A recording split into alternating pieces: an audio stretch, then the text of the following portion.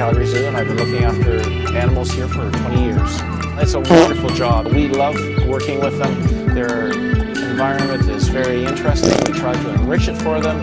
As you can see, they get a lot of response and stimulus from those coconuts, and that's just one small portion of the day that we do here.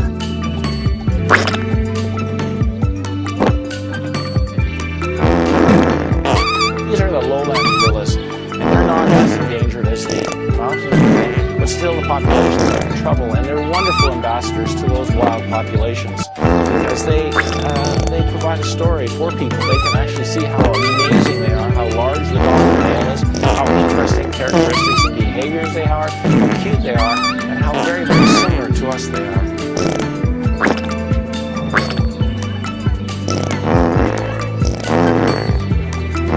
Sunshine is just wonderful. They just enjoy being outside all day, and they've been very, very active. You know, we have so many visitors coming to the zoo, and they just love animals, and anything you can do to make their day even more interesting is a lot of fun for us.